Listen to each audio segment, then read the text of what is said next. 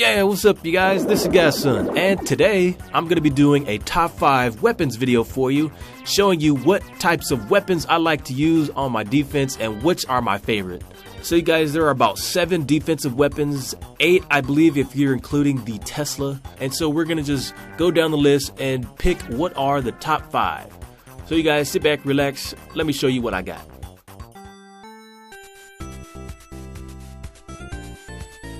Coming in at number 5, it's the Archer Tower.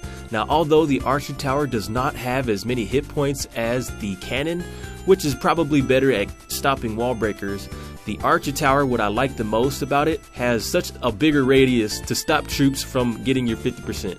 In fact, by putting Archer Towers near the edges of your walls, you'll be able to stop attackers cold from getting that 50% wins. And also, Archer Towers are really good at doing damage against golems and heroes. They also shoot air and ground units, which makes them one of my top favorite picks on the list.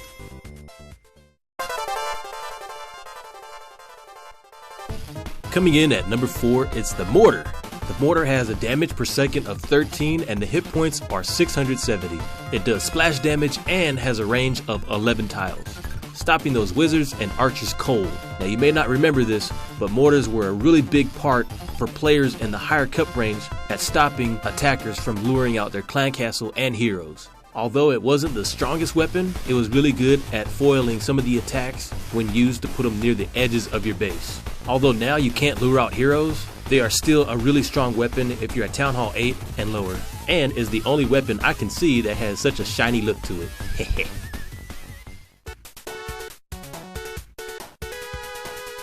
Coming in at number 3 is the Wizard Tower. It has 48 damage per second and has hit points of 880.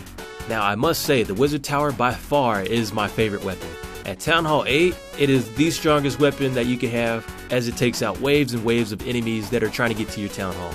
Upgrading it to as high as level 7 can even start one-shotting some of the enemies, and are really good against troops that flood your base like witches. There isn't really a right or wrong place to put your Wizard Towers, however, by putting them closer to your Town Hall, they should be more effective. Supercell did mention they initially wanted to put 3 wizards on top of 1 tower, however, they changed that and now only 1 remains. But if you ask me, he's doing pretty good on his own.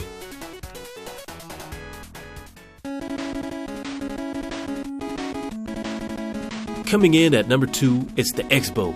The X-Bow is unlocked at Town Hall 9, and as a max level, it costs 80,000 elixir to fill it up.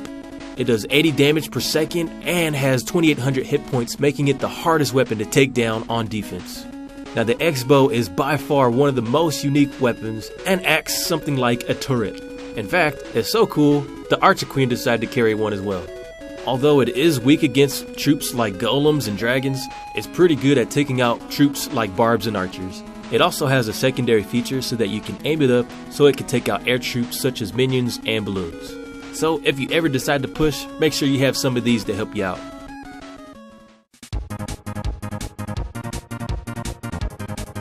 Coming in at number 1, you guessed it, it's the Inferno Tower.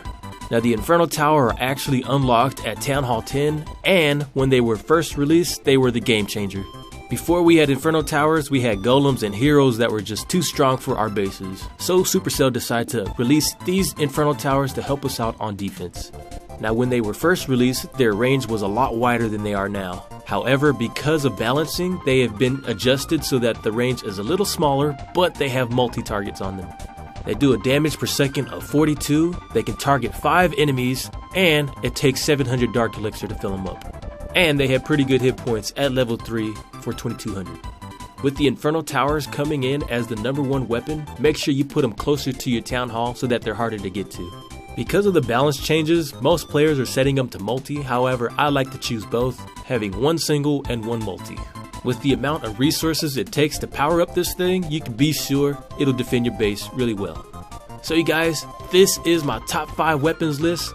Let me know what you think, make sure you comment down there what your top 5 are, and I will see you next time. Godson out.